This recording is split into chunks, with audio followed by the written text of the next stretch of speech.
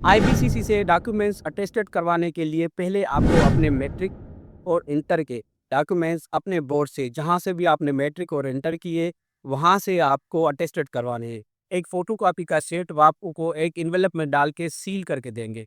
उसके बाद आपको आईबीसीसी के पोर्टल पे जाना है, वहाँ पे अपॉइंटमेंट लेनी है और फिर आईबीसीसी से अटेस्टेड करवाना है। हम आपको तरीका बताते हैं कैसे आईबीसीसी के पोर्टल पे अप्लाई करते हैं और अपॉइंटमेंट लेते हैं। सबसे पहले आपने यहाँ पे आईबीसीसी सर्च कर लेना है गूगल पे और ये उसकी ऑफिशियल वेबसाइट आ जाएगी, तो उसको ओपन कर लेना है और ये आगे आपका लॉगिन पेज। अगर आपने आईडी बनाई हुई है तो लॉगिन कर लेंगे, वरना यहाँ से रजिस्टर कर लेंगे।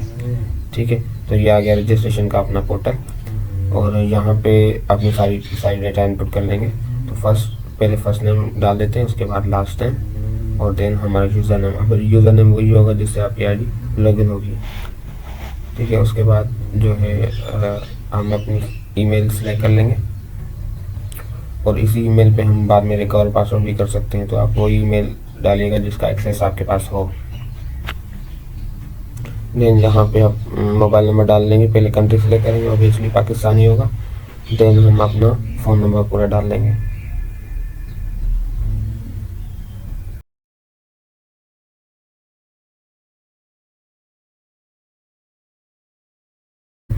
और उसके बाद हम अपना यहाँ पे जेंडर सेलेक्ट करेंगे जो भी है। और यहाँ पे अगर आप पासपोर्ट डालना चाह रहे हैं तो पासपोर्ट का नंबर, अगर आपके पास CNRC है सिर्फ, तो यहाँ पे उस CNRC का नंबर डाल देंगे।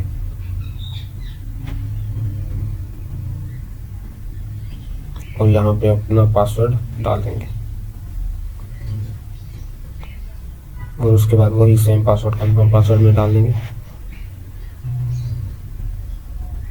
और उसके बाद यहाँ पे जो भी इनका कैप्चा कोड है वो लिख लेंगे। कैप्चा कोड के बगैर हम आगे नहीं बढ़ सकते, तो वो डाल के हम गेट स्टार्टेड पर क्लिक कर लेंगे तो हमारा अकाउंट बन जाएगा। अब आगे हम लॉगिन फॉर्म पे, जैसे ही आपने रजिस्टर कर लिया उसके बाद यहाँ पे अपनी आईडी और पासवर्ड डाल के कैप्चा डाल के आप उसको लॉगिन कर लेंगे।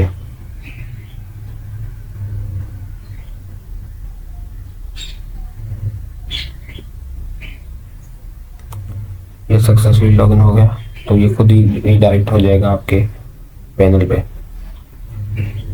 तो ये आ गया हमारा पैनल। यहाँ पे इंस्ट्रक्शन दिया हुआ है कि जो भी इसमें एप्लीकेशन में चीज़ें लिखी हुई है वो पहले आप कर लो, उसके बाद आप नेक्स्ट क्लिक करेंगे। तो देख लेते हैं इसमें क्या है। यहाँ पे पहले अपॉइंटमेंट है जो कि मॉर्निंग सेक्शन में होगी। उसके बाद यहाँ पे वॉक इन थ्रू है, उसके बाद जो है कोरियर थ्रू है। अपॉइंटमेंट में आपने जो भी अपॉइंटमेंट लेंगे उसके बाद आपको वो टाइम देंगे, भाई इस टाइम तक आपने लेके जाना है। और जो है वॉक इन थ्रू में एक्सप्रेस है वो कि आपको इवनिंग में ही होगा और 1 घंटे में आपको वो अटेस्ट करके प्रोवाइड कर देंगे। उसके बाद कोरियर थ्रू है, तो कोरियर के थ्रू ऑब्वियसली 14 डेज लगते हैं। तो यहाँ पे उसकी सारे डॉक्यूमेंटेशन लिखे हुए हैं क्या क्या नीडेड है। यहाँ पे अगर हम नेक्स्ट करें तो यहाँ पे पूरी पर्सनल इंफॉर्मेशन जो भी है आपकी वो ऐड होगी। और जिस पे भी स्टेरिक लगा हुआ है वो इम्पोर्टेंट डेटा है और जिस पे नहीं है तो ऑब्वियसली नहीं है। तो स्टेरिक वाली सारी डेटा आपने फिल करनी है। और यहाँ से आप अपनी कंट्री सेलेक्ट करेंगे और प्रोविंस और यहाँ पे सिटी और एड्रेस जो भी डालेंगे वही अगर आपकी प्रेजेंट और परमानेंट सेम है तो हम इसको सेम एज वो करेंगे तो वही एड्रेस नीचे भी हमारे पास आ जाएगी। उसके बाद जो है यहाँ पे फादर की एम्प्लॉयमेंट स्टेटस लिखना है, अगर गवर्नमेंट है तो गवर्नमेंट को वरना प्राइवेट को। और यहाँ पे फादर नेम और जो भी उसकी ऑक्यूपेशन है और डेजिग्नेशन है वो यहाँ पे लिख लेंगे। उसके बाद यहाँ पे आ गई हमारे पास एजुकेशन डिटेल्स। अब एजुकेशन डिटेल्स ऑब्वियसली SSC और HSC की डालेंगे, मगर पहले हमें SSC की डालनी है उसके बाद HSC की। ठीक है, तो सबसे पहले हम SSC की डाल देते हैं। SSC ऑब्वियसली मैट्रिक है हमारा, तो हम उसको यहाँ से मैट्रिक सेलेक्ट करेंगे। अगर आपने कोई और A लेवल O लेवल किया हुआ है तो वो भी यहाँ से सिलेक्ट कर लेंगे। ठीक है, उसके बाद यहाँ पे मैट्रिक हमने सेलेक्ट कर लिया। ग्रुप किस में किया है आपने, साइंस में। उसके बाद कौन से बोर्ड में से आपने क्या है वो अपना बोर्ड यहाँ से आप सिलेक्ट कर लेंगे। और कब आप पासिंग ईयर आपका क्या था वो सिलेक्ट करेंगे। उसके बाद जहाँ पे आपने सेशन ऑब्वियसली एनुअली होता है सबका, तो एनुअल सिलेक्ट कर लेंगे। यहाँ पे टोटल मार्क्स डालेंगे और आपने कितने उठाई है वो यहाँ पे डाल देंगे। उसके बाद आपका जो भी रोल नंबर होगा वो डाल देंगे और आपका जो भी इनरोलमेंट नंबर होगा वो डाल देंगे। और नंबर आपकी स्लिप पे लिखा होता है तो वहाँ से आप देख के यहाँ से, तो इनरोलमेंट नंबर आपकी स्लिप पे लिखा होता है तो वहाँ से देख के आप यहाँ पे लिख सकते हैं। उसके बाद यहाँ पे आ गए आपके अपलोड डॉक्यूमेंट्स, जो कि आपका मैट्रिक का सर्टिफिकेट और मैट्रिक की मार्कशीट होगी, वो भी यहाँ पे आप क्लिक करके उसे अपलोड कर सकते हैं। और अपलोड करने के बाद आपने एक सर्टिफिकेट पे क्लिक करना है।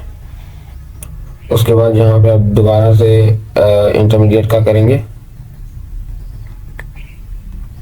प्रोग्राम सिलेक्ट किया। उसके बाद आपने वही ग्रुप सिलेक्ट किया, प्री मेडिकल था तो प्री मेडिकल, और यहाँ पे आपने उसका बोर्ड सिलेक्ट कर लिया कि आपने किस बोर्ड में किया हुआ है और पासिंग ईयर कौन सा था, सेशन एनुअल, और टोटल मार्क्स आप 10 मार्क्स ये लिख के। उसके बाद भी सेम ही प्रोसेस है, उसका भी रोल नंबर और एनरोलमेंट नंबर वो भी हम अपने हिसाब से जो भी हमारा था स्लिप में वो यहाँ पे लिख लेंगे। और सेम उसी तरीके से यहाँ से अपलोड डॉक्यूमेंट्स करके ऐड सर्टिफिकेट कर देंगे। जब दोनों आपने ऐड कर लिए तो हम नेक्स्ट स्टेप पे जाएंगे और यहाँ पे आपका मेन चीज़ आ जाता है कि मॉर्निंग सेशन करना है, जो कि अपॉइंटमेंट लेनी पड़ेगी।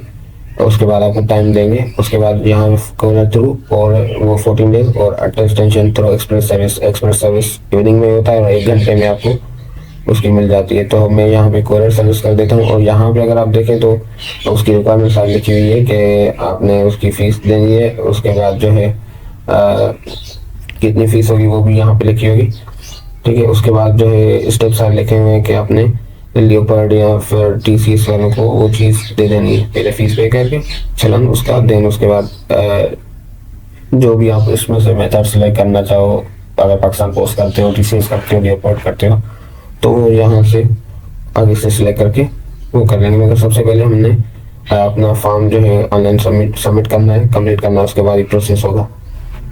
तो यहाँ पे नेक्स्ट स्टेप कर लेते हैं। और ये आ गया आपकी जो भी आपने सिलेक्ट किया, SSC और HSC आपने सिलेक्ट की थी, दोनों की चीज़ें यहाँ पे शो हो जाएंगी, ठीक है। तो ये आ गया आपका सर्टिफिकेशन। आपने ओरिजिनल करवाना है, डुप्लीकेट करवाना है, तो यहाँ पे हम सिलेक्ट कर सकते हैं, ठीक है। उसके बाद ये आ गई आपकी मार्कशीट।